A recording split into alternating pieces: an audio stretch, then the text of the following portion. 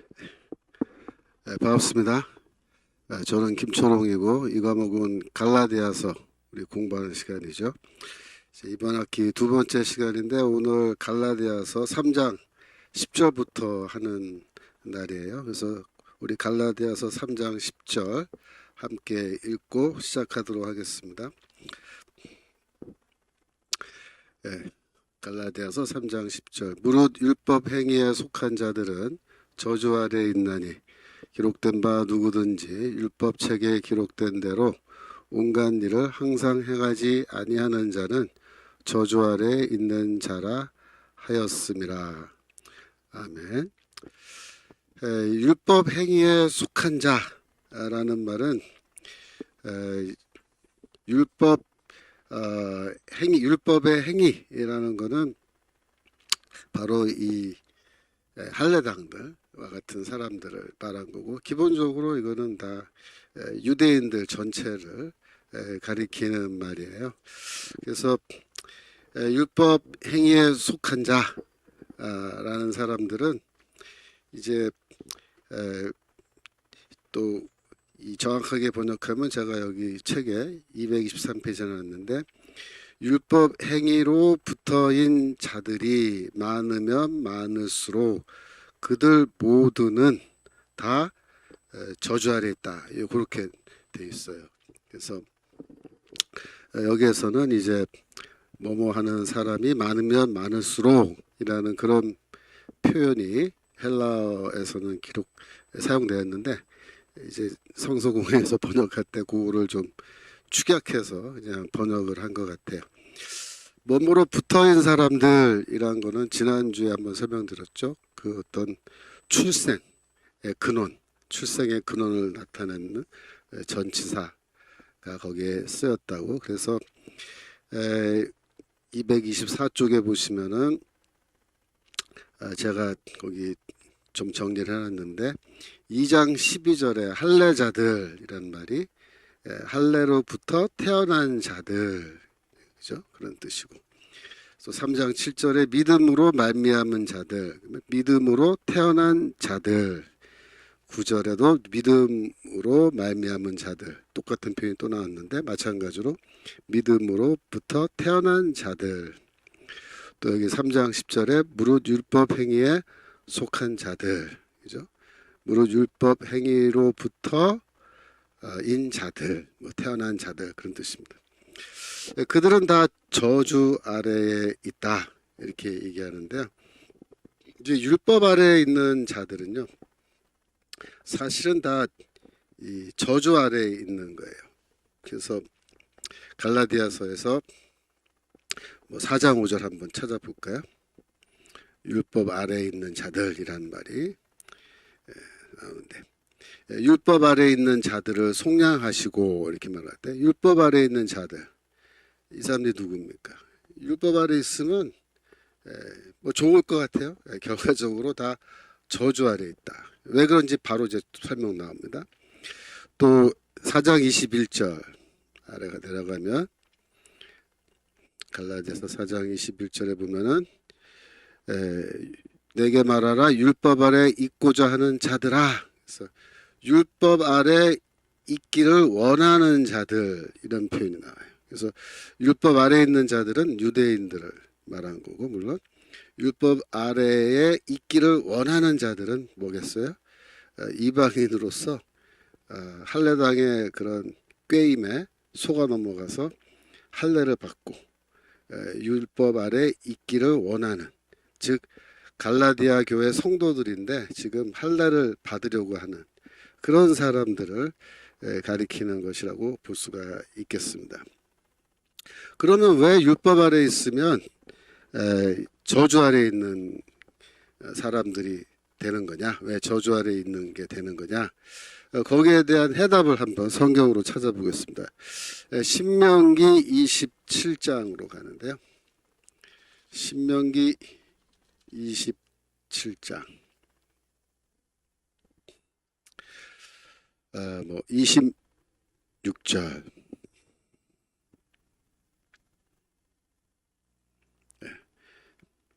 신명기 27장 26절. 이 율법의 모든 말씀을 실행하지 아니하는 자는 저주를 받을 것이라 할 것이요 모든 백성은 아멘 할지니라 이렇게 되어 있습니다. 즉 이제 신명기 27장에 보시면 이제 하나님께서 이제 언약을 맺으시고 이제 율법을 모세를 통하여 주셨잖아요. 그래서 이제 율법을 다 지키기로 그렇게 이제 약속을 했는데 특별히 이제 에발산이라는 곳에서 율법을 지키지 않는 자에게 내리는 저주 그게 이제 선포가 되는 거예요. 그래서 그 11절 27장 11절부터 이제 그 저주 리스트가 쭉 이제 시작되는데 그 마지막 그죠? 제 마지막 부분에 26절이 제일 마지막 부분이에요. 27장 26절이 거기에서 이제 방금 우리가 읽었습니다만은 다시 한번 볼까요? 이 율법의 모든 말씀을 실행해야 돼요. 그러니까 하고 할 수 있는 만큼만 실행하고 그래도 괜찮다. 다 지키지 않아도 좋다. 그런 게 아니고 이 율법의 모든 말씀입니다. 모든 말씀을 다 행해야 돼요. 그 율법을 지킨다는 게 그게 사실 쉬운 게 아니에요. 모든 율법을 다 지킨다. 그게 결코 쉽지 않죠. 그래서 또 28장 하나 더 찾아볼까요? 28장 15절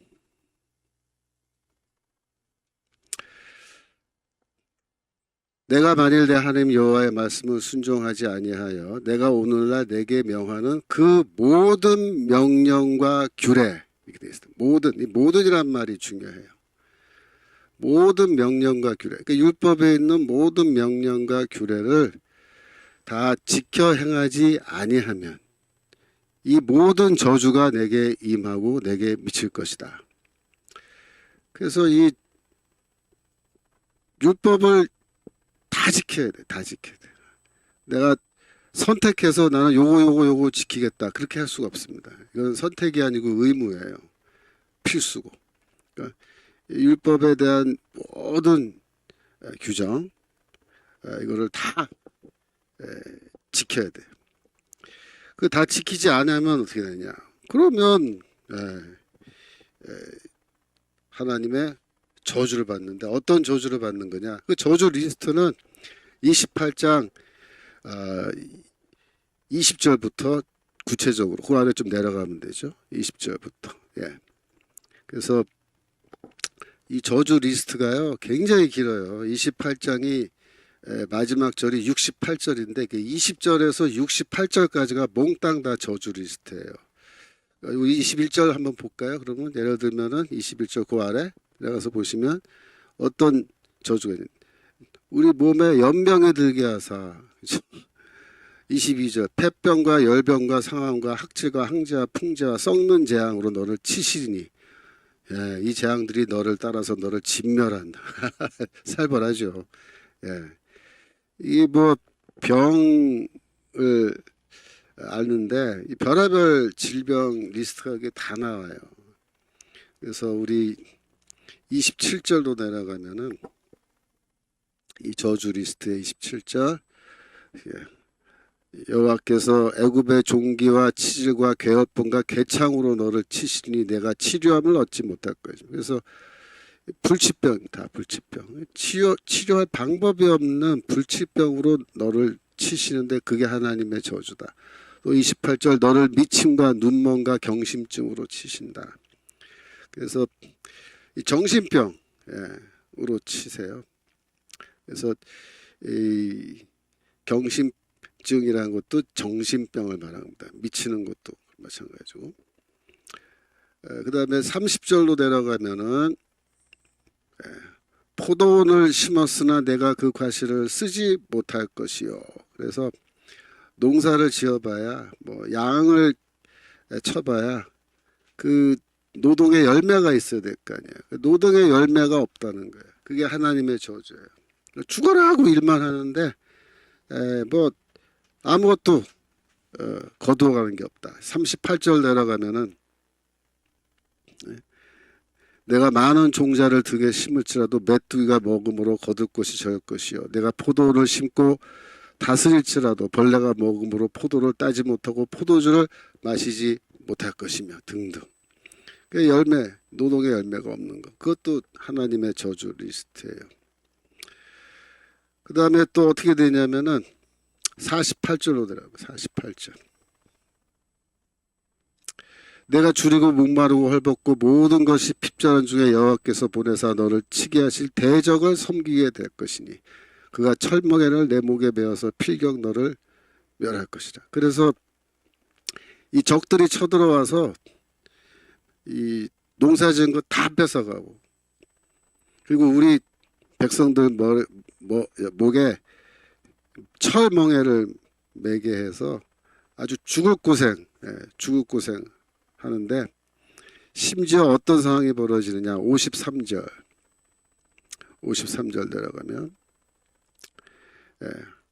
내 하나님 여호와께서 내게 주신 자녀 곧 내 몸의 소생의 고기를 먹을 것이라. 야, 살벌하죠. 자기 자녀의 살을 고기로 먹는. 그러니까 예루살렘이 마지막에 그 바빌론에서 포위돼 가지고 식량이 떨어지게 됐을 때 사람이 사람의 그 고기를 먹는 그런 일들이 이제 실제로 일어났단 말이에요. 그래서 아주 비참한 경험을 하는 거고 그 다음에 64절로 내려가면은 64절 여호와께서 너를 땅 이 끝에서 저 끝까지 만민 중에 흩으시니 내가 그곳에서 너와 내 열조에 알지 못하던 목석 우상을 섬길 것이라. 그러니까 만민 중에 흩어버린다라는 게 이게 디아스포라를 말하는 거예요. 그러니까 유대인들의 디아스포라가 뭡니까? 유대인들이 나라를 잃고 온 세상에 흩어져 사는 그걸 말하는 거잖아요. 근데 그 자체가 뭐다? 하나님의 저주예요. 율법을 지키지 않는 자에게 내리는 저주. 그래서 거기서 우상 숭배하면서 살아가게 된다. 그래서 이런 모든 것이 다 율법을 지키지 않는 자에게 내리는 저주인데 그게 누구한테 내려요? 율법 아래 있는 자들에게 내리는 거예요. 율법 아래 있는 자들. 특히 율법 행위에 속한 자들. 즉 할례당은 물론이고 유대인들은 물론이고 갈라디아 성도들 중에서 할례당의 꼬임에 빠져서 할례를 받으려고 하는 사람들. 그런 사람들 다 저주 아래 있단 말이에요. 그러니까 뭐 그렇게 좋아요. 뭐가 율법을 지키고 할례를 받고 이래가지고 이렇게 해서 좋은 게 하나도 없다고요. 225페이지 그 중간에서 아래쪽 보면은 제가 그걸 써놨는데 그 당시에 유대교 랍비들은 유대인이 모든 율법을 다 지킬 수 있다라고 생각했느냐 아니면 모든 걸 다 지키는 건 좀 어렵다라고 생각했겠느냐 거기에 대해서 이제 써놨는데 일부 유대교 랍비들은 아유 그거 다 못 지켜 이런 입장도 없지는 않았어요. 하지만은 다수 의견은 뭐냐면 율법 다 지킬 수 있다. 율법 다 지킬 수 있다. 모든 율법을 다 지키는 거는 충분히 가능한 일이다라고 매우 낙관적인 그런 견해죠. 그런 견해를 갖고 있었어요. 그러니까 이제 유대교의 율법주의 그것이 이제 가능한 거죠. 처음부터 모든 율법을 다 지킬 수 없다라고 비관적으로 생각하면은 율법주의 종교가 성립할 수가 없어요. 율법주의 종교는 모든 율법을 다 지킬 수 있다라는 그런 매우 낙관적인 견해가 지배적이야만 율법주의 종교가 성립할 수 있는 거예요. 특별히 지금 우리 그 갈라디아서 3장 10절에서는 기록된 바 누구든지 율법책에 기록된 대로 모든 일을 항상 행하지 않는 하는 자 이렇게 해서 항상이란 말이 들어갔어요. 항상. 그래서 여기서 이제 항상이라는 단어가 이 헬라어 본문에 있느냐? 정확하게 얘기하면은 본문에는 항상이란 단어가 있는 건 아닌데 이제 의역을 하면서 이걸 집어넣은 거예요. 번역하는 사람이. 근데 저는 항상이라는 말보다는 지속적으로 이렇게 의역을 하는 게 더 낫다고 생각해요. 그래서 모든 율법을 지속적으로, 그죠? 모든 율법을 계속해서, 그런 말입니다. 계속해서 행하지 아니하는 자는 다 율법의 저주 아래 있다, 이렇게 말합니다. 또 갈라디아서 3장 10절 다시 한번 볼까요? 누구든지 율법책에 기록된 대로, 그래서 모든 일을 다 항상 행하지 아니한 자는 저주 아래 있다. 이렇게 말할 때 이제 좀 이따 나옵니다만은 이 바울은 염두에 두고 있는 구약성경 구절이 있어요. 그게 뭐냐면 레위기 18장 5절입니다. 레위기 18장 5절. 레위기 18장 5절을 염두에 두고 이런 말을 하는 거예요. 레위기 18장 5절을 한번 우리가 읽어보겠습니다. 레위기 18장 5절은 너희는 나의 규례와 법도를 지키라. 사람이 이를 행하면 그로 인하여 살리라. 라고 이렇게 되어 있어요. 그래서 여러분들이 이 레위기 18장 5절을 오늘 이제 깊이 있게 우리가 공부할 텐데 미리 좀 이렇게 암기를 하세요. 너희는 나의 규례와 법도를 지키라. 사람이 이를 행하면 그로 인하여 살리라. 특별히 사람이 이를 행하면 그로 인하여 살리라. 요거에 중요해요. 두 번째 줄. 원래는 율법을 지키라 그랬고 그걸 지키면 그 율법을 지키는 행위로 인하여 살리라. 이렇게 되어 있는 거예요. 그런데 율법을 지키는 것 자체가 모든 율법을 행하는 것 자체가 처음부터 사실상 불가능하기 때문에 레위기 18장 5절 그죠? 이 규정 율법을 지켜 행하면 그것으로 행하여 그것으로 그 행위로 말미암아 살리라라는 것이 이게 성립되지 않는다, 안 된다. 그래서 지금 행위로 구원받느냐 아니면 믿음으로 구원받느냐 여기에 대해서 바울이 지금 얘기하는데 절대로 행위로는 구원받지 못하고 행위로 구원받는다고 생각하는 그런 사람들은 오히려 뭐다? 하나님의 저주 아래에 있다라고 그렇게 단언하는 겁니다. 자, 우리 3장 11절 갈라디아서 3장 11절 읽어보겠습니다. 갈라디아서 3장 11절 또 하나님 앞에서 아무나 율법으로 말미암아 의롭게 되지 못할 것이 분명하니 이는 의인이 믿음으로 살리라 하였음이니라. 우리가 지난주에 공부했죠. 뭐라고 공부했습니까? 창세기 15장 6절 바울이 그거를 매우 중요하게 생각했죠. 그래서 아브라함이 이를 하나님의 그 약속을 믿으니 자 읽어볼까요? 창세기 15장 6절 아브라함이 여호와를 믿으니 여호와께서 이것을 그의 의로 여기셨다. 그래서 하나님의 약속을 네 후손이 하늘의 별과 같이 많을 것이다. 약속해 주셨는데 이때 아브라함과 사라가 애도 하나 없었어요. 애도 없는 부부가 이 말씀을 믿었다 이거예요. 아브라함이 믿으니까 하나님께서 그 믿음을 보시고 그것을 그의 의로 여겨주셨다. 그래서 여기에 믿음이라는 단어와 의라는 단어가 나왔죠. 또 여기다 그것이 칭의 동사라 그랬죠. 그래서 이것은 아브라함이 믿음을 가졌을 때 그것으로 믿음으로 의롭다함을 얻은 구원받은 그 사건으로 바울은 그렇게 보고 이것이 이미 구약 성경이 아브라함에게 복음을 선포하고 또 우리에게 복음을 미리 알려주는 그런 구절이라고 바울이 읽는다고 우리 배웠습니다. 그런데 여기 보면은 아무도 율법으로 말미암아 의롭게 되지 못한다. 왜? 율법 아래 있으면 다 저주받으니까 의롭게 되지 못하고 오직 의인은 믿음으로 살리라 하였습니다. 그래서 오직 의인은 믿음으로 산다 라는 것, 그게 이제 중요해요. 근데 여기서 이제 첫 번째 조금 관심 갖고 여러분이 하나님 앞에서라는 말은 뭐냐면 이 최후의 심판 때를 말하는 거예요. 하나님 앞에서, 즉 최후의 심판 때 아무도 율법으로 말미암아 의롭게 되지 못한다. 그죠? 율법으로 말미암아, 즉 율법을 그 수단으로 하면, 율법을 수단으로 해서 의롭다함을 얻으려고 시도하면 절대로 하나님 앞에서 의롭다는 선언을 최후의 심판 때에서 받지 못한다.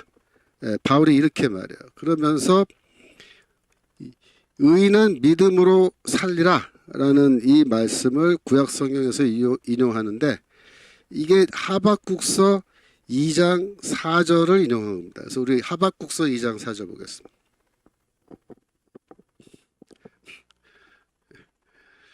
보라, 그의 마음은 교만하며 그의 속에서 정직하지 못하리라. 그러나 의인은 믿음으로 말미암아 살리라. 이렇게 되어 있습니다. 믿음으로 말미암아 살리라. 여러분들이 이 하박국서 2장 4절을 잘 보세요. 여기 의라는 말이 있고 의인이라는 말이, 믿음이란 말이 있죠. 의라는 말이 있고 믿음이란 말이 나왔잖아요. 또 살리라, 구원받는다, 그런 뜻인데, 자, 의라는 말과 믿음이란 말이 함께 나오면서 구원을 약속하는 성경 구절, 우리가 금방 배운 거 있어요. 뭐죠? 창세기 15장 6절이에요. 창세기 15장 6절. 다시 한번 볼까요? 아브라함의 여호와를 믿으니, 여기 믿음이란 단어 나오죠. 여호와께서 이를 그의 의로, 의란 단어 나왔죠. 그러니까 믿음이란 단어와 의란 단어가 나왔고, 여기시고라고 할 때 여기다는 뭐라 그랬어요? 간주해 준다. 간주하는 건 뭐예요? 최후 심판 때 하나님이 우리에게 판결을 내리는데, 우리가 정말로 의가 있기 때문에 의롭다, 내가 의인이기 때문에 의롭다고 하시는 게 아니고, 우리의 믿음을 보시고 그것을 의로 간주하여 우리를 의롭다라고 여겨주고 선언해 주신다 그랬잖아요. 근데 이게 바로 최후의 심판에 대한 이야기인데, 이게 하박국서 2장 4절의 내용과 정확하게 일치하죠. 여러분이 그걸 아셔야 돼요. 그래서 하박국서 2장 4절, 오직 의인은 믿음으로 말미암아 살리라라는 하박국서 2장 4절의 이 말씀은, 자, 보여주세요. 이건 어디서 유래한 거예요? 사실상 창세기 15장 6절에서 유래하는 말씀이다 라는 걸 여러분이 아셔야 돼요. 이 두 개의 말씀이 긴밀하게 연결되어 있는 거예요. 하박국서 2장 4절을 이해하려면 창세기 15장 6절을 알아야 되고, 창세기 15장 6절을 딱 보는 순간에 하박국서 2장 4절의 말씀이 딱 떠올라야 돼요. 아브라함도 믿음을 그의 의로 보시고 믿음을 그의 의로 여겨주셨다. 그러므로 의인은 뭐다? 믿음으로 말미암아 구원받는 거다. 산다는 말에서 구원받는다는 뜻이니까, 그렇죠? 이렇게 우리가 이해를 할 수가 있겠습니다. 228쪽으로 넘어가시는데, 이제 제가 하박국서에 나오는 의인은 믿음으로 산다라는 이 내용을 좀 히브리어, 헬라어 텍스트로 좀 구분해서 거기 설명했는데, 어떤 문제가 있냐면, 자, 히브리어로 읽으면, 히브리어 하박국서 2장 4절인데, 히브리어로 읽으면은 의인은 그의 믿음으로 말미암아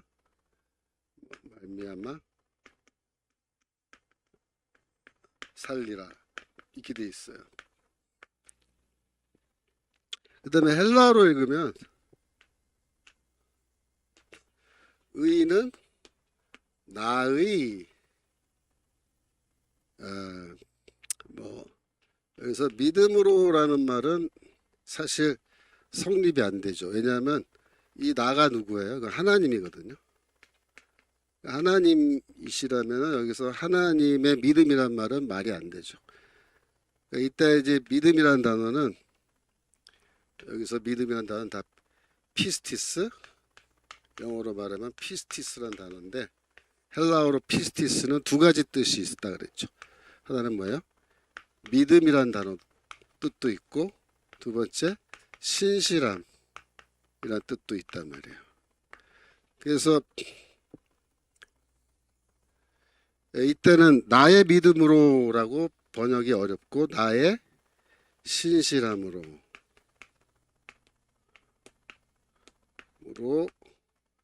말미암아 살리라. 요렇게 지금 되어 있는 거예요. 그래서 그 애는 누구겠어요? 의인 그 사람의 이런 뜻이고. 물론 여기에서도 피스티스를 믿음으로 번역할 수도 있고 신실함으로 번역할 수도 있죠. 근데 이게 지금 왜 문제가 되냐면 현재 유행하고 있는 바울 신학의 세 관점이라는 게 있다 그랬죠. 세 관점. 바울 신학의 세 관점. 바울 신학의 세 관점. 이게 지금 유행하고 있는 요즘의 학문적인 어떤 트렌드인데 이 세 관점에서는 계속해서 뭘 주장하냐면은 믿음으로 구원받는다가 아니고 신실함으로 구원받는다. 이걸 자꾸 강조하려고 하는 거예요. 그러니까 피스티스란 단어를 믿음으로 번역하지 말고 신실함으로 번역하자. 그걸 자꾸 주장하는 사람들이 있는 거예요. 근데 왜 이걸 주장하겠어요? 믿음으로 구원받는다 그러면 이거는 은혜로 구원이잖아요. 은혜 구원. 근데 신실함으로 구원받는다 그러면 이건 신실함은 뭐예요? 행위란 말이에요. 행위. 신실하게 우리가 살아가는 어떤 삶의 모습, 신실하게 율법을 지키고 또 신실하게 윤리적인 삶을 사는 어떤 행위. 그래서 은혜를 통한 구원을 얘기하는 분들은 전통적 신앙이죠. 전통적 관점. 저 같은 사람은 피스티스를 믿음으로 번역하고 은혜로 구원받는 전통적 관점을 주장하는데 이 세 관점을 주장하는 요즘에 유행하는 이 학문적 유행에서는 피스티스를 믿음으로 번역하지 말고 신실함으로 번역하자. 신실함은 뭐예요? 행위의 카테고리, 행위의 범죄. 그게 뭐야? 행위 구원을 말하는 거예요. 행위 구원. 행위 구원. 그래서 이거는 세 관점이에요. 세 관점. 세 관점은 뭘 강조한다? 행위 구원을 강조한다. 여러분 이렇게 이해하시면 돼요. 전통적 입장과 세 관점이 왜 싸워요? 결국은 구원론 놓고 싸우는 거예요. 칭의론 놓고. 바울이 믿음으로 구원받는 이신칭의 복음을 전했고 이거는 전적으로 하나님의 은혜로 받는 구원이다. 이게 전통적인 견해인데 이 세 관점은 그거 틀렸다. 믿음이 아니고 신실함이다. 자꾸 얘기해요. 그래서 이 세 관점을 주장하는 사람들이 뭐라고 얘기하냐면 봐라. 헬라어판에서 나의 신실함, 하나님의 신실함으로 말미암아 산다라고 70인역 구약성경에, 그러니까 구약성경이 히브리어로 된 구약성경과 헬라어로 번역된 구약성경이 있는데 헬라어로 번역된 구약성경에는 나의 신실함, 즉 하나님의 신실함으로 구원받는다고 했으니까 우리도 신실하게, 그죠? 우리도 신실하게 행해서 구원받아야 되는 거 아니냐, 이렇게 해석하자는 거고, 또 히브리어판에서 그의 피스티스로, 여기서 에무나라는 물론 히브리어 단어인데 에브나도 똑같아요. 믿음으로 번역할 수도 있고 신실함으로 번역할 수 있는데 이 단어를 믿음으로 번역할 거냐 아니면 신실함으로 번역할 거냐. 물론 세 관점은 다 신실함으로 번역하자는 그쪽 입장이에요. 그의 신실함으로 말미암아 살리라. 이 하박국서 2장 4절에서도 행위구원을 말하고 있지 않느냐. 그러면서 이걸 근거로 해서 계속해서 논쟁을 벌이면서 행위구원을 주장하는데 중요한 게 있어요. 중요한 게 뭐냐면 바울이 지금 이 갈라디아서 3장 11절에서 이 하박국서 2장 4절을 지금 인용하면서 의는 그의라든가 나의라든가 이게 다 뭐예요? 소유격이죠. 소유격. 이 소유격을 다 뭐예요? 생략해버려요. 바울은 뭐라고 얘기하냐면 의는 그냥 믿음으로 말미암아 살려라 이렇게 얘기한다. 믿음으로 말미암아. 나의 뭐 그의 이런 말을 아예 붙이질 않아요. 실수로 빼먹었을까요? 바울이? 실수로 빼먹은 것 같지는 않아요. 왜냐하면은 로마서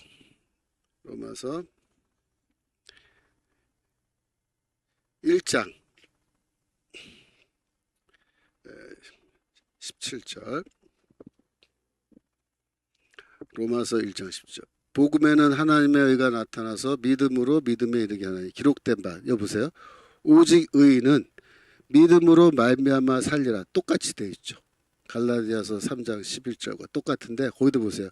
의는 나의 믿음 혹은 그의 믿음 이런 소유격이 있어요 없어요? 여기도 없어요.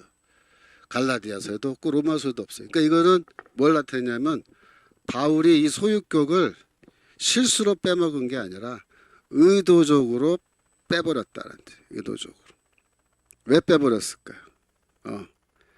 바울이 이러한 논쟁적인 이 소유격 때문에 이게 믿음이냐 신실함이냐 그거를 따지는 이러한 그런 불필요한 논쟁 그거를 이제 아예 처음부터 피해가기 위해서 소유격을 다 빼버린 거예요. 그래서 바울은 무슨 뜻으로 지금 이 하박국서 2장 4절을 인용하겠어요? 바로 창세기 15장 6절의 관점에서 하박국서 2장 4절을 읽자라는 거예요. 창세기 15장 6절. 아브라함이 이를 믿으니 그의 믿음을 그의 의로 여기셨다라는 그 이신칭이죠. 이신칭의 원칙을 하박국서 2장 4절에도 동일하게 적용하면서 그러면서 이제 바울이 이 구절을 인용하는데 바울은 왜 이 하박국서 2장 4절을 이렇게 좋아하느냐 그거를 여러분이 이해를 하셔야 돼요. 특별히 아까 로마서 1장 17절 우리가 봤잖아요 방금. 근데 로마서 1장 17절은 로마서의 주제문이라 그래요. 주제문. 그러니까 로마서 전체 16장을 한 절로 요약하면은 뭘로 요약할 수 있냐면 바로 로마서 1장 17절로 요약할 수 있다. 다시 한번 볼까요? 뭐야 내용이? 오직 의인은 믿음으로 말미암아 살리라. 이게 로마서 전체의 요약이란 거예요. 요약. 그래서 로마서 전체의 디시스라 그래. 디시스. 주장. 핵심. 왜 하박국서 2장 4절을 가지고 로마서 전체를 이렇게 바울은 요약하려고 했느냐. 그걸 이제 여러분이 이해하셔야 돼요. 그게 중요한 거예요. 그래서 제가 이제 12절에서 그거를 이제 분명하게 설명해 드릴 텐데 그 전에 우리가 그 교과서 230페이지인데 아까 그 다시 한번 창세기 15장 6절 다시 한번 보시면 아브라함이 여호와를 믿으니 돼 있잖아요. 근데 여기에 이제 믿음이라는 명사가 아니고 여기서 믿었다라는 동사가 사용돼요. 동사. 그러니까 여호와를 믿었다. 이거는 이 피스티스 명사는 믿음으로 번역될 수도 있고 신실함으로 번역될 수 있다 그랬잖아요. 근데 동사로 사용되면요, 동사, 이게 피스티오 동사인데 동사가 사용되면요, 이거는 헷갈릴 게 하나도 없어요. 그냥 믿음을 나타내요. 신실하다는 뜻이 없어요, 동사에는. 그러니까 아브라함이 여호와를 믿었다라는 건 뭐예요? 믿음을. 이것을 그의 의로 여기셨다. 이것은 뭐 일을. 이것이 뭐겠어요? 믿음을 말한 거예요. 믿음. 그때 믿음은 명사겠죠, 그죠? 뭐 대명사로 이것을 했는데 이것은 믿음을 나타내니까 그의 믿음을 그의 의로 여기셨다. 그러니까 믿었다라는 동사가 나오기 때문에 여기서 믿음은 뭐예요? 신실함이 아니에요. 갑자기 아브라함이 여호와를 믿으니 하나님이 그의 신실함을 그의 의로 여기셨다. 이렇게 여러분 해석할 수 있어요? 안 된다고요. 신실함이 튀어나올 구석이 없어요. 그 이유가 하나도 없다고. 믿음이 맞다. 믿음을 의로 여기셨다. 근데 이제 이 세 관점 주장하는 사람들은 행위 구원을 좋아하는 사람들이기 때문에 믿음이라는 뜻으로 피스티스라는 명사를 번역하는 걸 좋아하지 않고 피스티스를 믿음으로 번역하지 말자. 신실함으로 번역하자. 이렇게 자꾸 쓸데없는 주장들을 하는 건데 피스티스를 뭐 정말로 신실함으로 번역해야 될 그런 케이스도 있어요. 근데 이제 그런 거는 매우 예외적인 거고 우리 바울이 칭의론을 말할 때는 이 피스티스라는 이 명사는 믿음으로 이런 뜻으로 그렇게 보는 것이 아주 맞죠. 그 3장 로마서 3장 3절 잠깐 볼까요? 로마서 3장 3절. 어떤 자들이 믿지 아니하였으면 어찌하려 그 믿지 아니함이 하나님의 미쁘심을 패하겠느냐. 그래서 하나님의 미쁘심이란 단어가요. 사실은 이 피스티스 명사가 사용된 거예요. 여기에서는 미쁘심은 신실함을 말하는 겁니다. 그러니까 여기서는 하나님의 신실함을 패하겠느냐라고 해서 이 경우에는 피스티스를 신실함으로 번역하는 게 맞아요. 그렇게 하는 게. 그렇지만 이거는 예외적인 거라요. 여기서는 바울이 칭의론을 설명하지 않는 대목이니까 상관이 없지만 그러나 칭의론을 설명하는 대목에서 피스티스라는 이 명사는 믿음으로 번역하는 것이 맞다. 그래서 이 싸움은 사실은 어떻게 보면은 그 성경 번역의 문제까지도 놓고 싸우는 거예요. 자, 3장 12절 보겠습니다. 3장 12절.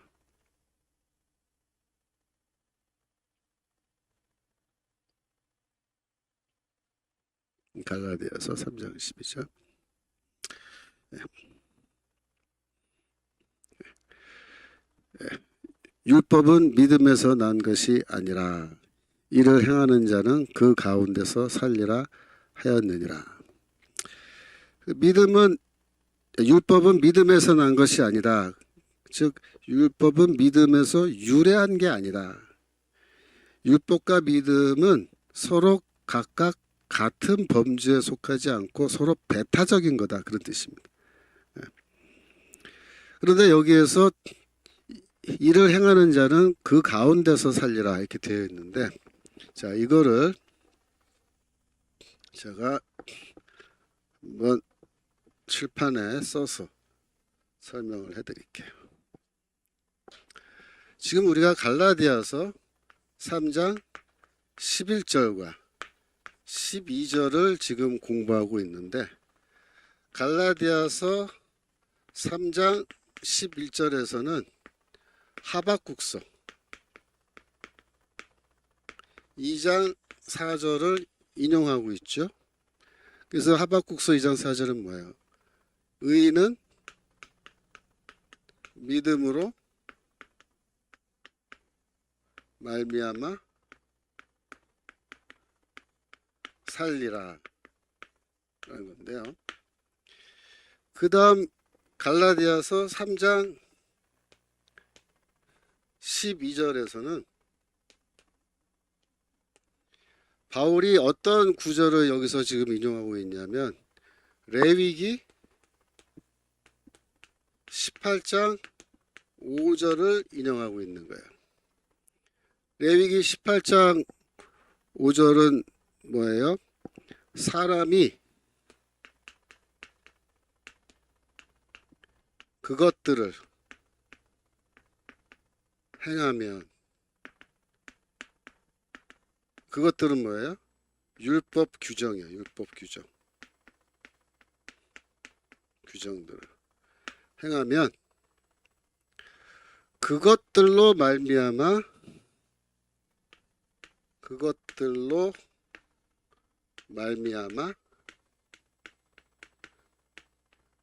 살리라, 이렇게 돼 있어요. 근데 여기서 그것들로 말미암아 살리라 할 때 그것들이 뭐냐면 율법의 행위를 말한 거예요. 율법의 행위. 즉 사람이 율법을 행하면이에요. 율법을 행하면 그 율법을 행하는 그 행위들로 말미암아, 이런 뜻이에요. 그래서 율법의 행위라는 거를 영어로는 works of the law,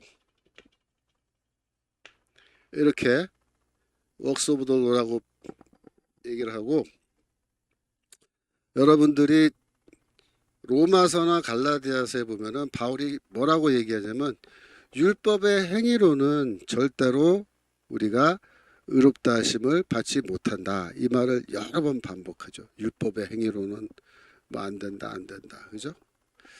뭐 우리가 공부했습니다만 갈라디아서 우리 2장 우리 잠깐 복습을 한번 해볼까요?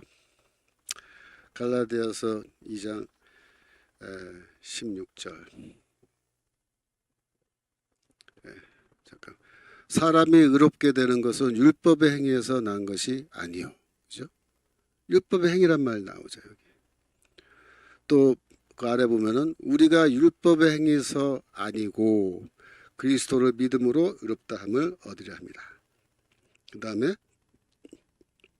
율법의 행위로서는 의롭다함을 얻을 육체가 없느니라. 여기에 율법의 행위, 이게 율법의 행위란 말이 여러 번 나왔죠.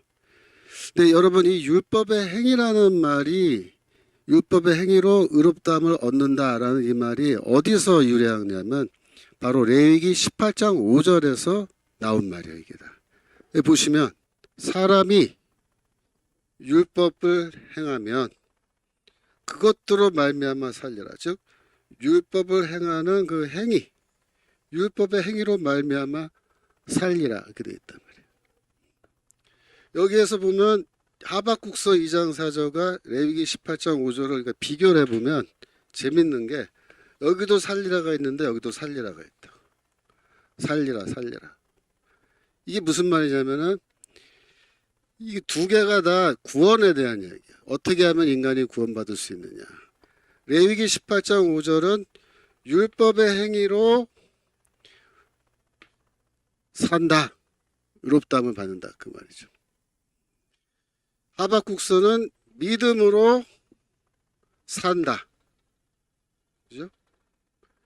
믿음으로 의롭다함을 받는다, 그 얘기죠. 그래서 이 하박국서 2장 4절과 레위기 18장 5절이 여기 갈라디아서 3장 11절 12절에서 지금 대조가 되고 있는 거예요. 근데 아까 우리 3장 12절 잠깐만 보세요. 갈라디아서 3장 12절 보면은 이를 행하는 자는 그 가운데서 살리라. 그 번역을 그 가운데서 산다 그랬잖아요. 근데 이게 여기 전체 다시 비춰주시면, 전체 화면.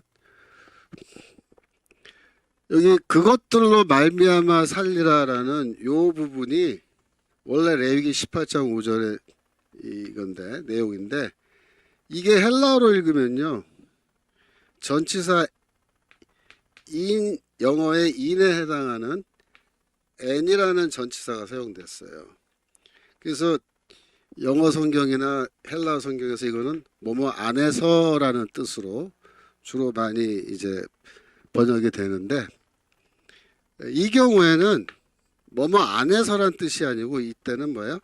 장소가 아니고 수단을 나타내는 전치사라 그래서 수단으로 번역을 해요.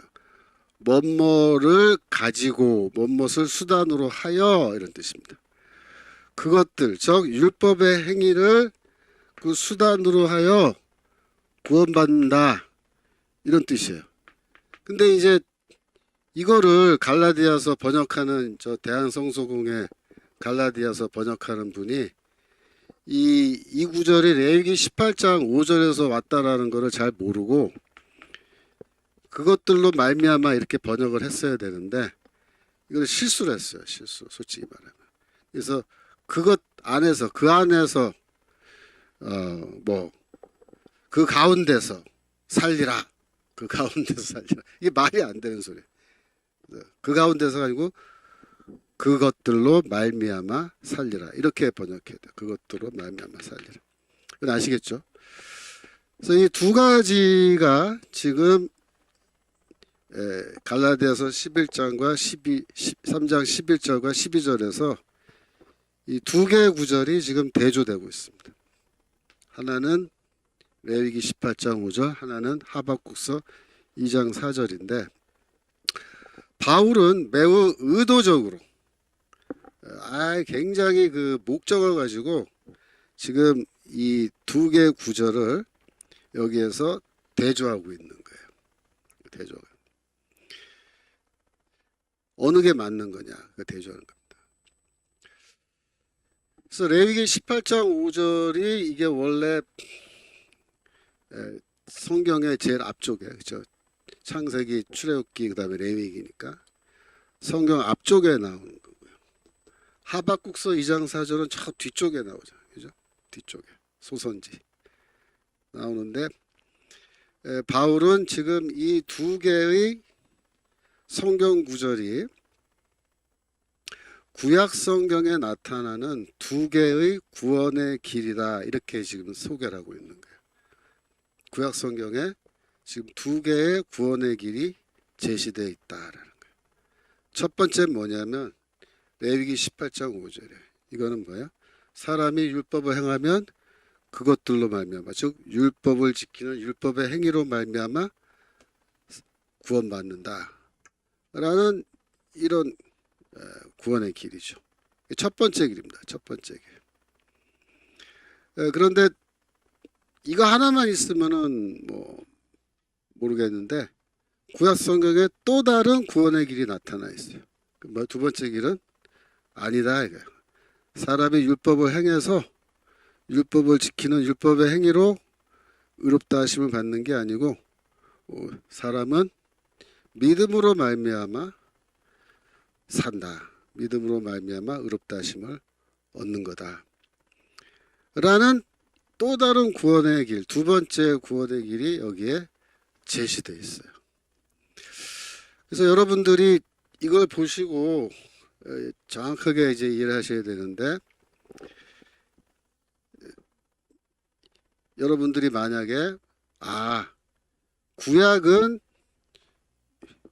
율법으로 구원받는다고 가르치고 신약 성경은 믿음으로 구원받는다고 우리에게 가르치고 있구나. 그렇게 생각하시면 그거는 틀린 생각이에요. 틀린 생각. 구약은 행위 구원을 가르치고 신약은 은혜로 구원받는 것을 얘기한다. 그렇게 생각해도 그건 틀린 거예요. 정확하게 말하면 구약 성경에서 이미 믿음으로 구원받는다라는 것을 이야기하고 있어요. 바울의 복음은 우리가 이신칭의 복음이라고 얘기하는데 이신칭의 복음은 사실 구약 성경에 이미 나타나 있어요. 나타나 있어요. 제일 먼저 나타난 게 어디 나타나요? 창세기 15장 6절. 아브라함이 하나님의 말씀을 믿으니 하나님께서 그 믿음을 그의 의로 여기셨다라는 그 창세기 15장 6절에 이미 이신칭의의 복음이 나타나 있는 거예요. 그리고 하박국서 2장 4절이 그 창세기 15장 6절의 구원론이죠. 믿음으로 구원받는다는 구원론을 여기에서 아주 명확하게 잘 요약하고 있는 거예요. 저는 뭐라고 얘기하냐면 이신칭의 복음은 바울이 창의적으로 아주 천재적인 그런 신학적인 탤런트가 있어서 바울이 그거를 만들어낸 게 아니다.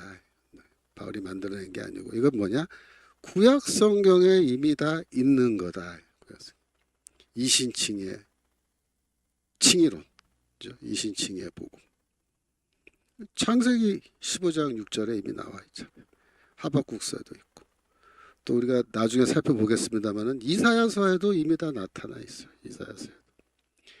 구약 성경 전체가 이미 다 믿음으로 구원 얻는다라는 것을 이야기하고 있는 거예요. 그러면 질문이 뭐냐면 아니 이게 원래 구약 성경이 말하는 구원론이고 이게 또 바울의 구원론이고 다 그렇다면 이건 대체 뭐냐? 레위기 18장 5절은 이건 대체 뭐냐? 여기에 여러분 질문이 있을 거예요. 하나님은 왜 그럼 처음부터 믿음으로 구원받는다고 우리한테 가르쳐 주시지? 왜 하필이면 처음에는 율법 주시고 율법을 행하면 그 율법의 행위로 말미암아 살리라라고 말씀하셨다가 또 나중에 또 이렇게 하박국서 2장 4절 가서는 말을 바꾸는 거냐? 이상하다. 이렇게 여러분들이 의아하게 생각하실 수 있어요. 그런데 이게 사실은 뭐다? 하나님의 구원 계획, 하나님의 구원 계획에 이게 다 들어가 있는 거예요. 그래서 제가 어디다가 썼냐면 238페이지죠. 238페이지 상단에 보면 썼어요. 이 두 가지가 첫 번째 구원의 길, 두 번째 구원의 길이 서로 모순된 것처럼 보인다. 서로 모순된 것처럼. 왜 구약 성경은 이쪽에서는 율법 지켜서 구원받으라 그러면 살리라 하고 이쪽에서는 왜 믿음으로 산다라고 얘기하느냐? 서로 모순된 거 아니냐? 구약은 일관된 메시지를 우리에게 주는 게 아니라 서로 상반된 메시지를 막 여기선 이 말하고 저기선 저 말하고 하는 식으로 그런 식으로 우리에게 지금 이야기하고 있는 거 아니냐? 이렇게 여러분들이 좀 생각할 수도 있고 또 의아하게 생각할 수도 있는데 절대로 그런 게 아니다. 절대로.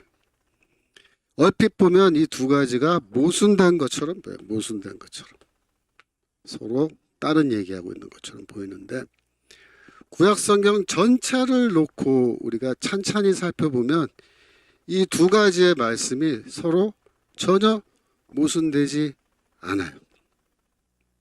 왜냐하면 레위기 18장 5절이 없으면 율법을 지킴으로 율법 행위로 구원받는다 라는 이 명령이 먼저 나오지 않으면 이렇게 나오지 않으면 왜 우리가 우리의 행위가 아니고 하나님의 은혜로 믿음으로 구원받는 게 맞는 것인지 우리가 정확하게 잘 이해할 수가 없는 거예요.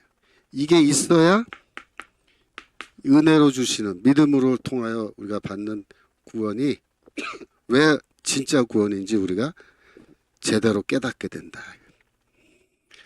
그래서 저는 이 책에서 이렇게 썼습니다. 레위기 18장 5절과 하박국서 2장 4절은 도입과 결론의 관계다.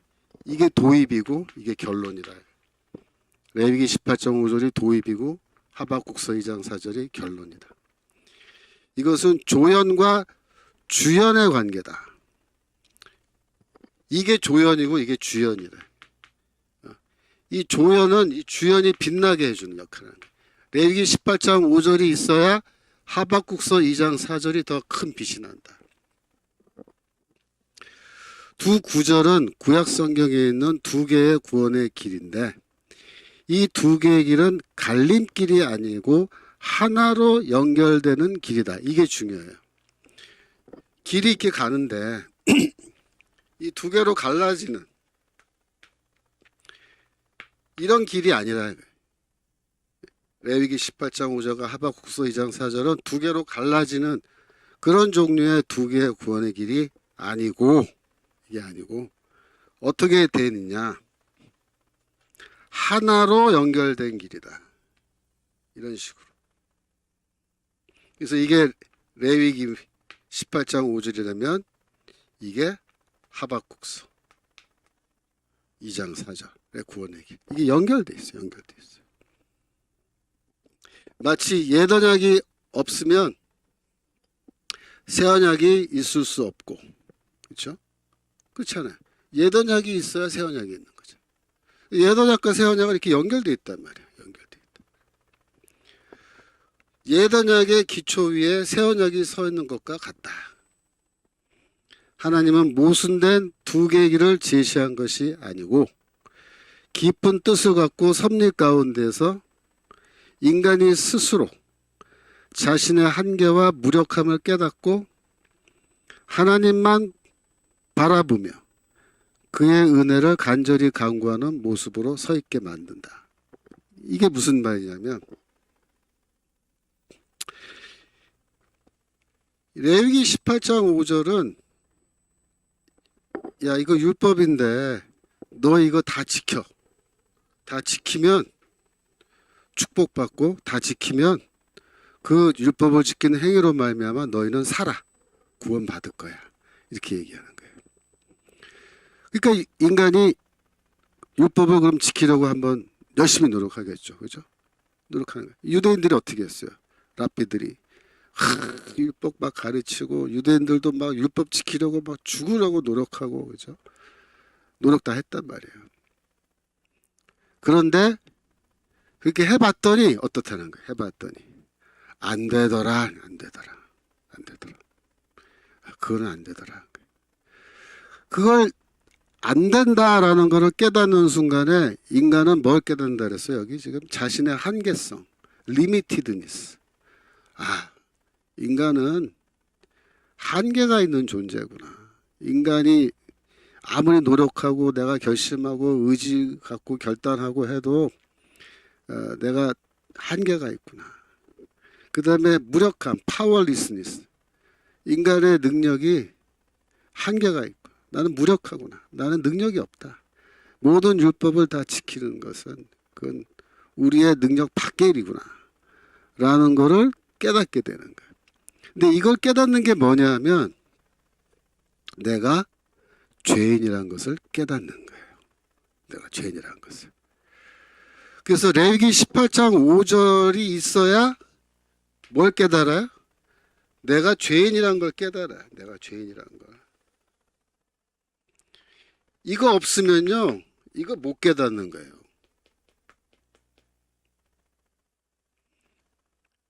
내가 한계가 있고 내가 능력이 없는 파워리스 무력한 존재라는 거. 그래서 하나님 앞에서 이렇게 고백하는 거예요. 하나님 이 율법 다 지키면 구원받는다고 하셔서 제가 해봤는데요. 해보니까 이거는 아닙니다. 안 됩니다. 우리가 할 수 있는 일이 아니에요. 우리가 인간으로서 어떻게 우리가 다 율법을 다 지킬 수 있습니까? 모든 율법을 항상 행한다는 거. 그거는 불가능한 겁니다. 우리는 뭐다?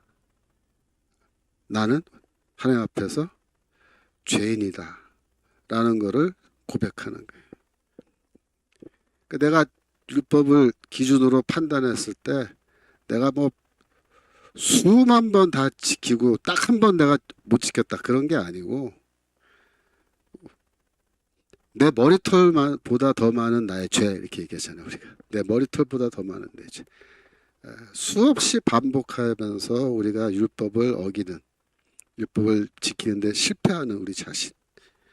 로마서 7장에 바울이 지적하는 대로 내 안에 있는 죄 때문에 우리가 계속해서 끝없이 우리가 죄를 짓고 하나님에게 불순종하는 그런 삶을 내가 살아왔다라는 것을 깨닫게 해주는 게 뭐야? 이 레위기 18장 5절이라고요.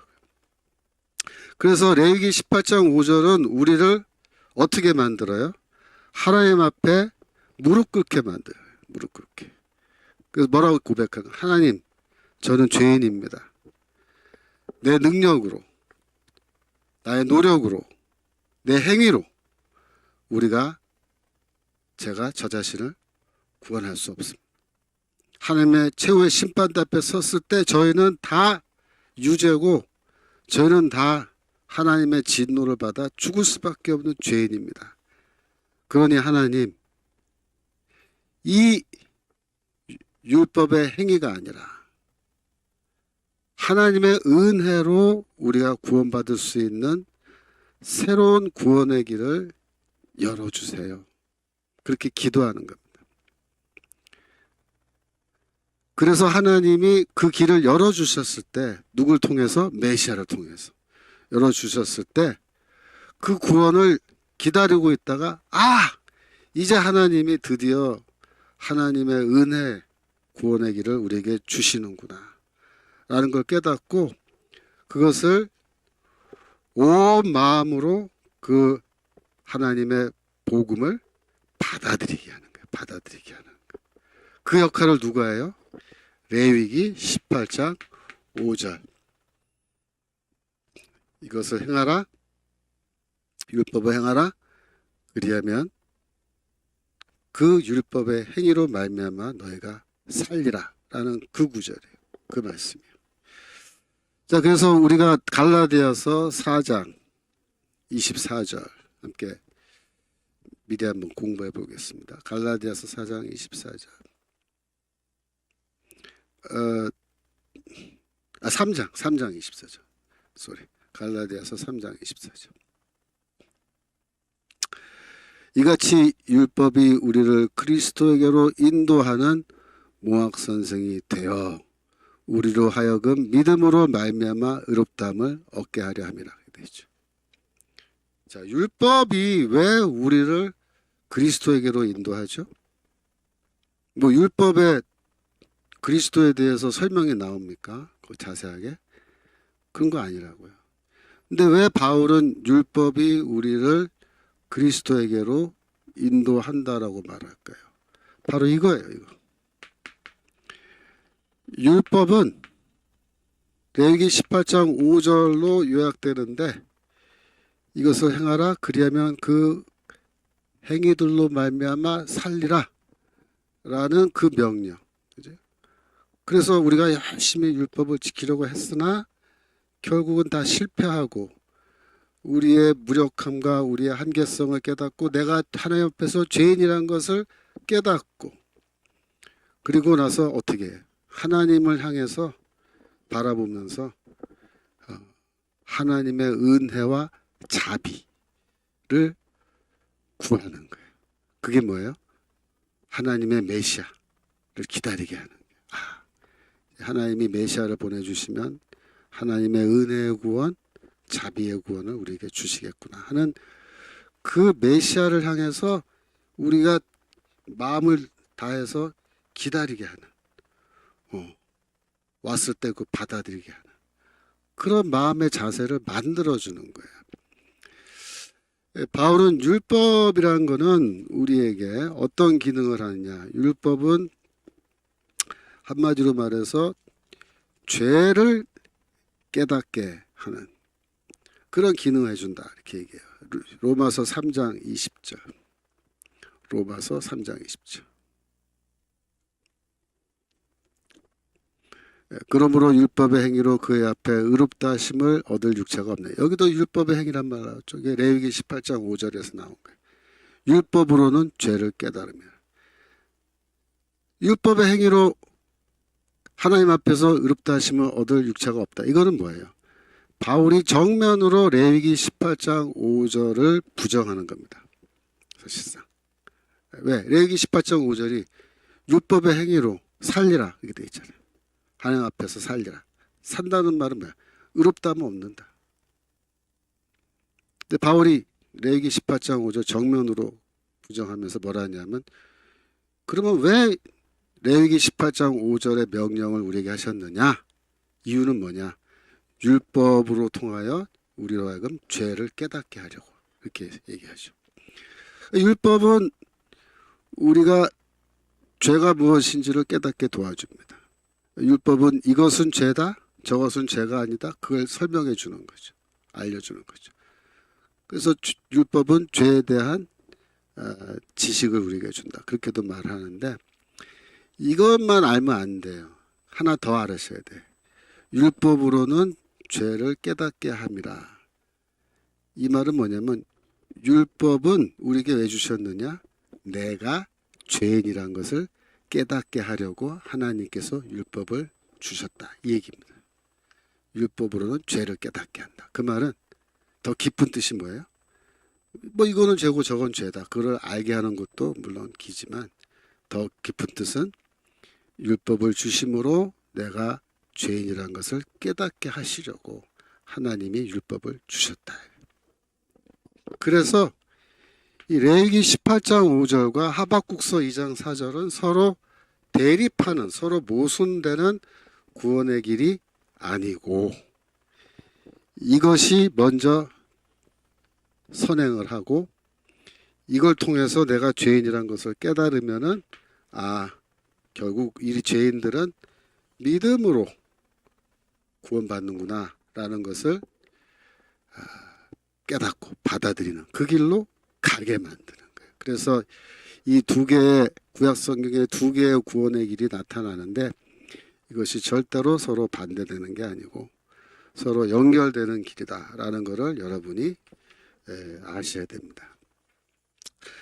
그 다음에 교과서 235페이지로 가는데, 이건 뭐냐면은 이 구약 성경의 이사야서에 보면은 하나님이 은혜로 주시는 구원, 여기에 대한 말씀이 여기 나와요. 그래서 우리가 이사야서를 좀 우리가 살펴봐야 되는데, 어디로 가냐면은 이사야서 59장 9절. 이사야서 59장 9절 읽어보겠까요?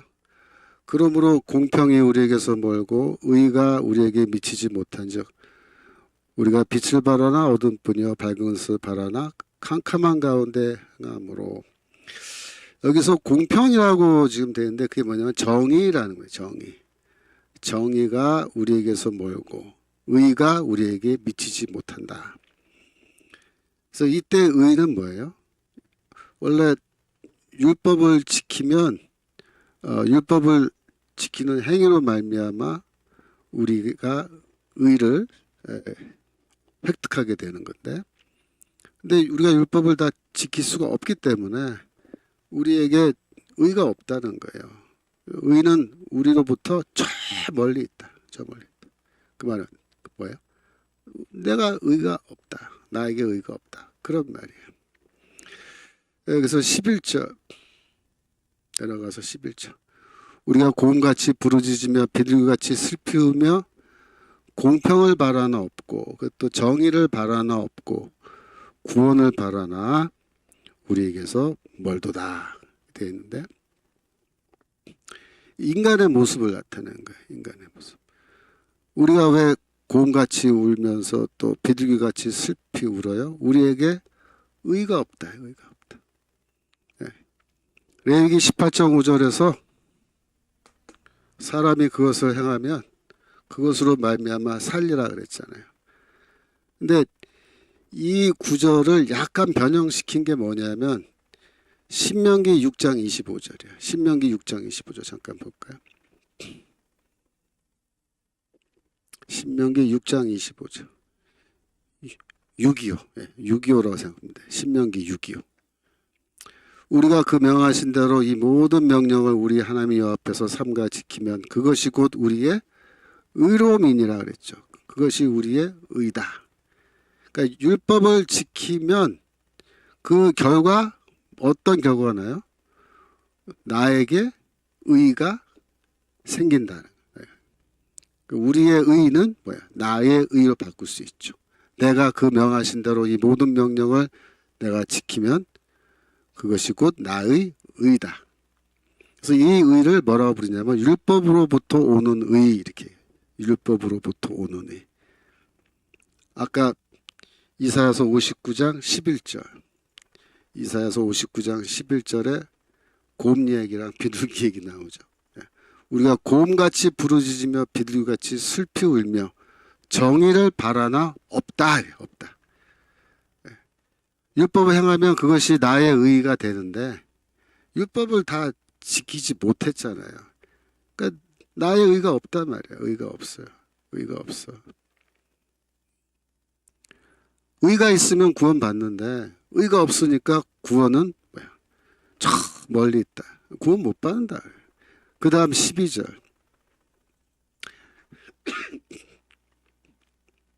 대저 우리의 허물이 주의 앞에 심히 많으며 우리의 죄가 우리를 쳐서 증거하오니 이는 우리의 허물이 우리와 함께 있습니다. 우리의 죄악을 우리가 아나이다. 네? 이게 뭐예요? 이런 결론에 도달했다는 거예요. 이런 결론에 왜 도달하게 됐죠? 바로 레위기 18장 5절. 이것 때문에 이런 결론에 도달하게 된 거예요. 다시 돌아와서 그렇죠? 우리의 죄악을 우리가 아나이다. 13절 봐요. 우리가 여호와를 배반하고 그렇죠? 인정치 아니하며 우리 하나님을 쫓는 데서 돌이켜 포악과 폐역을 말하며 거짓말을 마음에 잉태하여 바라니 공평이 뒤로 물리침이 되고 공평은 정의죠. 의가 멀리 있었으며 다 그거예요. 우리에게 의가 없다는 거예요. 그래서 나는 무의한 사람이야. 무의한. 나는 의가 없는 사람이야. 그래서 의가 없다는 건 뭐냐면 우리가 불의하다. 불의한 자다. 불의한 자다. 그 말이면 우리 죄인이다. 그래서 이런 고백이 이사야서에 쫙 나오고 뭐 시편에도 많이 나오죠. 구약 성경에 여러 곳에 이런 고백들이 나오는데 이런 고백들은 다 어떻게 해서 그런 고백이 나오게 되느냐? 레위기 18장 5절에 이걸 다 지켜 행하라. 그리하면 그 율법의 행위로 말미암아 살리라라는 그 명령 때문에 해보다 보니까 율법을 지키려고 노력하다 보니까 아 이게 아니구나. 이건 구원의 길이 아니구나. 라는 것을 이제 깨닫게 되는 거예요. 다시 돌아와서 59장 15절. 15절. 성실이 없어짐으로 악을 떠나는 자가 탈취를 당하는도다. 여호와께서 이를 감찰하시고 그 공평이 없은 것을 기뻐하지 아니하시고. 여기서 하나님께서는 우리에게 공평, 즉 여기서 의입니다. 의. 우리에게 의가 없는 것을 기뻐하지 않으신다. 그러니까 우리가 무의한 자 혹은 불의한 자, 우리가 다 죄인이 되었는데 우리에게 의가 없잖아요. 근데 그걸 하나님 보시고 아이고 잘됐다 저놈들 막 박수치고 그러시는 게 아니고 그걸 보시고 전혀 즐거워하시지 않는다. 안타까워하시는 거예요. 16절. 사람이 없음을 보시며 중재자 없음을 이상히 여기셨으므로 자기 팔로 스스로 구원을 베푸시며 자기의 의를 스스로 의지하사. 그래서 하나님이 불의한 인간을 구원하기 위해서 직접 출동하신다는 거예요. 자기 팔로 구원을 베풀어 주신다는 거예요. 그래서 자기의 의, 하나님의 의죠. 하나님의 의를 스스로 의지하사. 그죠? 그래서 이 하나님께서 우리에게 하나님의 의를 주시기 위해서 출동하시는데 그 출동하는 모습을 17절에 마치 군인이 전쟁터에 나가는 출동하는 모습처럼 하나님의 출동 장면을 묘사한 거예요. 의로 호신경을 삼으시며, 의, 어떤 의야? 하나님의 의, 하나님의 의로 호신경, 이 가슴판이죠. 방패 같은 거, 의대 갑옷, 구원을 머리에 써서 투구를 삼으시고, 그렇죠? 보수로 옷을 삼으시며 열심을 입어 겉옷을, 보수는 이제 물론 보복, 이건 악한 자들, 믿음 없는 자들을 심판하시는 걸 말하는 건데, 믿음 있는 자들은 구원 주시고 의를 주시는 거죠. 네. 그래서 18절은 그들의 행위대로 갚으신다. 이거는 믿음 없는 자들을 이렇게 하는 거예요. 그런데 믿음이 있는 자들을 향해서는 어떻게 하시느냐? 46장 13절. 이사야서 46장 13절. 믿음 있는 자들에게는 어떻게 하시냐? 자, 내가 나의 의를 가깝게 할 것인즉, 내가 나의 의, 그러니까 하나님이 이렇게 말씀합니다. 내가 하나님이 하나님의 의를 너희들에게 가깝게 가져다 주겠다. 아까부터 계속 뭐라 했어요? 의가 우리로부터 멀도다. 의가 우리에게 멀도다. 했는데 하나님 뭐라 그래? 이제 이 나의 의를 너에게 가까이 하겠다. 갖다 주겠다. 갖다 주겠다. 상거가 멀지 아니하네. 상거는 뭐야? 하나님과 인간 사이에 그 거리가 멀지 않다. 여기서 상거가 멀지 않다. 이거는요, 여러분 탕자의 비유 있죠. 탕자의 비유. 탕자의 비유면은 탕자가 돌아오잖아요. 돌아오는데 아버지가 탕자를 이렇게 기다리고 있다가 서로 거리가 먼데, 상거가 먼데 어떻게 합니까? 아버지가 달려오잖아요. 아버지가 달려와서 어떻게 해요? 입을 맞추고 막 끌어안고 환영해주고 자기 손가락에 반지를 빼서 끼워주고 막 이렇게 한단 말이에요. 그 상거가 먼데도 아버지가 뛰어오는 그 모습이 바로 뭐야? 이게 바로 이사야서 46장 13절의 하나님의 모습이란 말이에요. 하나님의 모습. 하나님이 우리를 향해서 뛰어오시는 거예요. 나의 구원이 지체하지 않을 것이다. 나의 구원이 이제 곧 너에게 임할 것이다. 이렇게 막 말씀하시는데 이게 다 뭘 말한 거예요? 하박국서 2장 4절 은혜와 믿음으로 주시는 구원을 우리에게 얘기하는 거예요. 믿음으로 말미암아 살리라. 이걸 말하는 거예요. 그래서 이사야서 45장 8절 이사야서 45장 8절 45장 8절 너 하늘이여 위에서부터 의로움을 비같이 듣게 할지어다. 위로부터 의를 듣게 한다는 말은 뿌려라. 뿌려라. 궁창이여 의를 부어내릴지어다. 하늘이여 의를 부어내릴지어다. 의를 부을지어다. 땅이여 열려서 구원을 내고 의도 함께 음돋게 할지어다. 이렇게 말하는데 어제 제가 우리 부모님 모시고 저녁에 어디 식사하고 이제 커피 마시고 있는데 갑자기 막 소나기가 오는데 막 쏙 하더니 그냥 막 비가 막 엄청 오더라고요. 그 장면이에요. 그 장면 지금 이사야서 45장 8절 하늘에서 소나기가 막 쏟아붓듯이 한여름 장마할 때 막 소나기가 쏟아붓듯이 하나님께서 하늘에서 뭘 부어주세요? 의를 부어주세요. 의를 찔끔찔끔 이렇게 뭐 한 방울 두 방울 내가 부은 게 아니고 막 그냥 장마철 구름에서 막 비가 막 쏟아져 오듯이 하나님이 그렇게 하나님의 의를 하늘에서 쏟아 부어 주시는데 그게 뭐냐면 바로 이 하박국서 2장 4절이 말하는 구원이에요. 의는 믿음으로 사는데 믿음은 뭐예요? 은혜. 하나님이 주시는 그 은혜의 구원. 십자가 예수 그리스도의 죽음을 통하여 우리에게 은혜로 주시는 구원을 우리가 믿을 때에 하나님의 의를 우리에게 하나님이 막 쏟아 부어 주세요. 그래서 하나님의 의를 우리가 받는 거예요. 그게 칭이에요. 칭이. 구원. 그게 구원이고.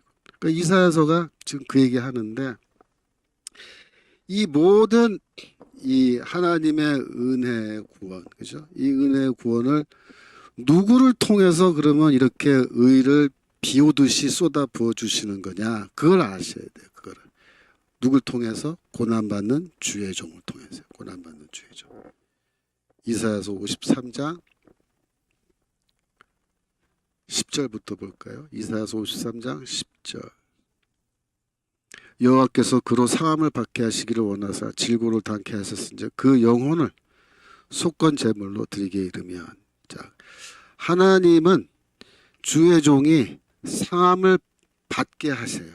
그게 하나님이 뜻이에요. 질고를 당하게 하는 것, 그게 하나님의 뜻이에요. 그걸 원하사 그러죠. 원하사. 하나님을 원하신다. 그래서 이 주의 종은 하나님의 뜻을 알기 때문에 그 뜻에 순종해요. 예수 그리스도는 하나님의 뜻에 순종하잖아요. 겟세마네 기도에서 이 잔을 내게서 거두어가 달라고, 그러나 하나님의 뜻이라면 내가 그 잔을 받겠다고 결단하시는 모습. 그게 뭐예요? 하나님의 뜻에 순종하잖아요.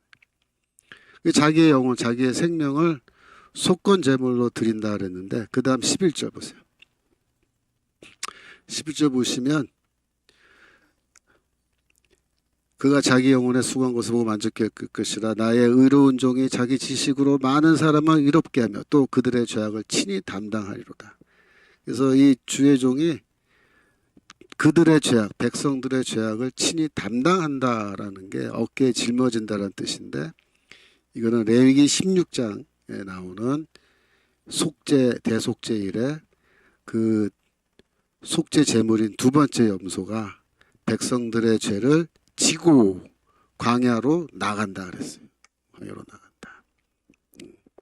그거랑 똑같은 표현이야. 그래서 이거는 예수가, 주의 종이 속죄 제물로 자기의 생명을 내놓고 죽는다라는 뜻이고, 여기 보면은 의로운 종, 나의 의로운 종이 많은 사람을 의롭게 한다. 많은 사람을 의롭게 하는 게 뭐야? 이게 칭의. 그래서 이사야서가 지금 이 얘기를 하고 있는 거예요. 주의 종이 고난받고 죽고 자신의 생명을 속죄 제물로 희생함으로써 우리에게 하나님의 의를 어떻게 하늘에서 소나기 내리듯이 우리가 받을 수 있게끔 그 구원의 길을 열어주신다. 이게 뭐예요? 이사야서에 나오거든요. 이사야서. 자, 그러면 이런 이사야서의 설명을 읽으면서 우리가 레위기 18장 5절과 하박국서 2장 4절을 이해할 수 있죠. 처음 시작은 레위기 18장 5절에서 시작되는 거예요. 율법 주시고 율법을 행하라. 그러면 너희가 살리라. 의롭다함을 받은다. 근데 해보니까 안 돼. 그래서 어떻게 고백하는 거야? 우리는 이러한 방식으로 우리가 구원받을 수가 없습니다. 고음같이 부르짖고 비둘기같이 슬피 울면서 우리에게 의는 없다고, 구원을 바라지만 우리에게 너무나 멀다고 그러면서 뭐라고 얘기해요? 우리의 허물이 주의 앞에 심히 많으며, 그죠?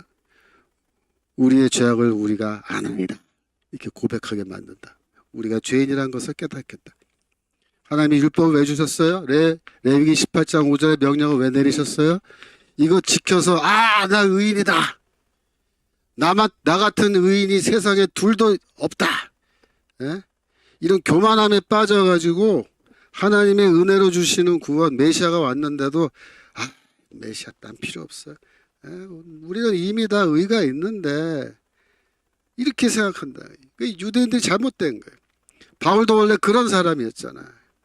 근데 하나님이 깨우쳐 주신 거예요. 바울은 그게 잘못된 거다. 그래서 바울이 내가 죄인 중에 괴수다, 내가 죄인이다 하는 걸 깨닫고 하나님이 은혜를 주시는 하나님의 의, 이거를 받아들인다고. 그래서 우리가 로마서 10장 3절, 로마서 10장 3절, 하나님의 의를 모르고 이사야서가 말하는 하나님께서 하늘에서 비처럼 막 쏟아부어 주시는 하나님의 의, 그리스도를 통해서 믿음을 통하여 우리에게 주시는 하나님의 의를 내가 몰랐을 때 어떻게 했어요? 자기 의를 세우려고. 이게 뭐야? 신명기 6장 25절 625, 그죠? 우리가 율법을 행하면 그것이 우리의 의로움이다, 나의 의다. 그게 뭐야? 자기 의.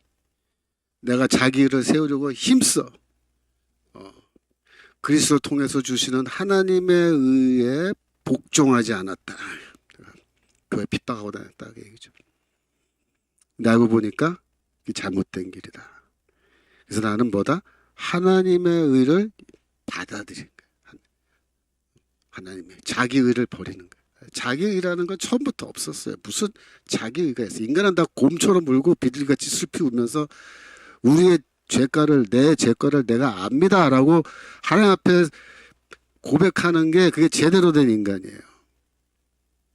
세상에서 제일 하나님이 싫어하시는 못된 인간이 뭐냐면 자기 의를 주장하는 거예요. 자기 의. 나는 의롭다. 이재명이 같은 사람. 이재 주사파. 제가 주사파 이런 좌파들 내가 왜 싫어하냐면 신학적으로 싫어할 수밖에 없어요. 이 좌파들의 특징이 뭐예요? 자기 의를 주장하는 자들이에요. 우리가 민주화를 이뤘고 우리가 민주화 세대고 민주화의 주역이니까 우리는 의롭고 너희는 뭐다? 너희는 다 죄인들이다. 그래서 저 인간들이 이렇게 망가진 거예요. 지금까지. 대장동 그거 다 해먹고 지금 깜빵 가 있어야 될 사람들이 의로운 척하면서 단식하는 꼬라지 보셨죠? 지금. 그게 다 뭡니까? 역겨운 거예요. 역겨운 거. 셀프 라이처스에서 자기의. 예? 역겨운 거예요. 우리는 그런 태도 가지면 안 돼. 우리는 절대로. 우리는 우리가 정치적으로 올바른 태도로 물론 갖고 살아가고 다 그렇게 하지만 우리는 끝까지 뭐다? 하나님 앞에서 우리는 죄인이다. 죄인이다. 우리는 자기의를 가지고 율법을 지켜서 우리 스스로 구원할 수 있는 그런 게 아니고 오직 하나님의 은혜로 우린 구원받는다라는 것을 인정하고 살아가는 거예요. 그게 진짜 제대로 된 신앙이고 그게 제대로 된 구원의 길이란 말이에요.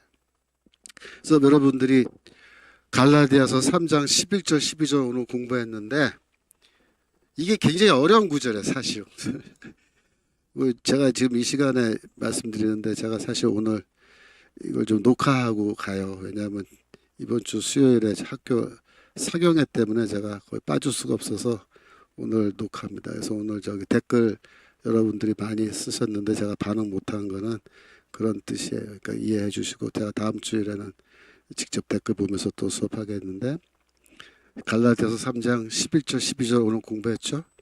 이게 왜 중요하다? 11절에서 하박국서 2장 4절 인용하고 12절에서 레위기 18장 5절 인용하면서 바울이 이 두 개의 구절을 일부러 지금 대조하고 있어요. 의인은 믿음으로 말미암아 살리라.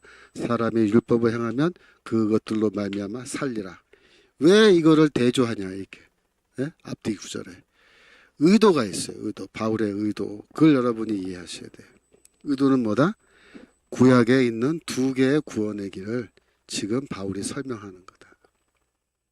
근데 레위기 18장 5절도 구원의 길이고 이것도 구원의 길로 제시되는데 이 두 개가 서로 모순되고 반대되는 구원의 길이 아니다.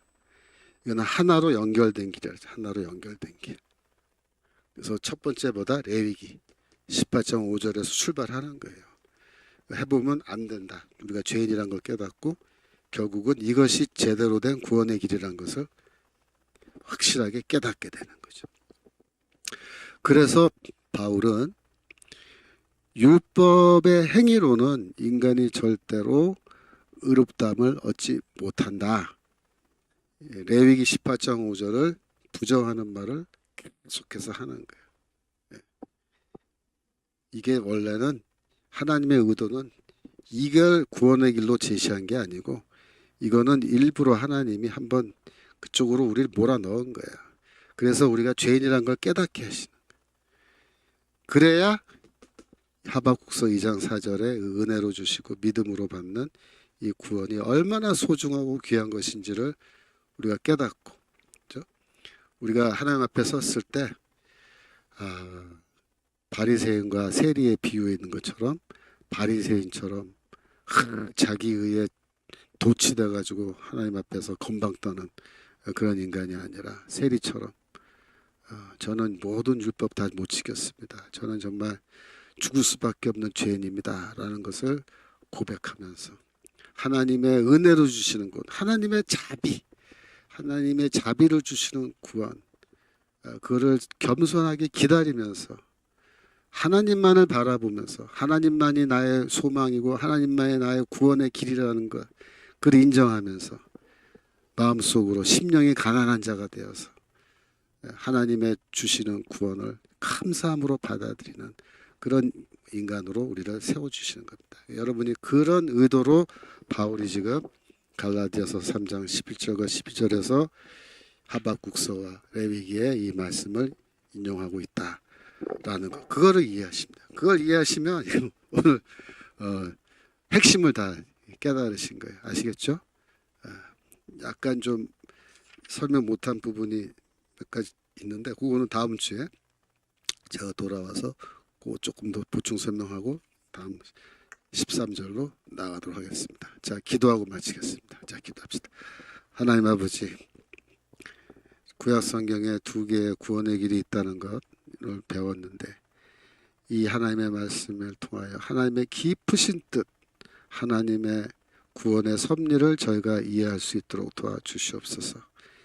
하나님께서 일부러 저희들이 스스로 죄인이라는 것을 깨닫게 하기 위하여 레위기 18장 5절의 말씀을 주셨다는 것 분명히 깨닫게 하시고, 율법의 기능이 무엇인지 분명히 깨닫게 하시고, 우리가 죄인이라는 것을 깨닫고 하나님께서 은혜로 주시는 구원을 기쁨으로 감사함으로 받아들이고 하나님의 은혜 가운데서 살아가는 그러한 저희들 모두 되게 하여 주옵소서. 감사드리며 예수 그리스도 이름으로 기도합나이다. 아멘. 네, 수고하셨습니다. 오늘 어려운 거 공부했는데 고생 많으셨어요. 다음 주에 우리 또 다시 공부하도록 하겠습니다. 안녕히 계십시오.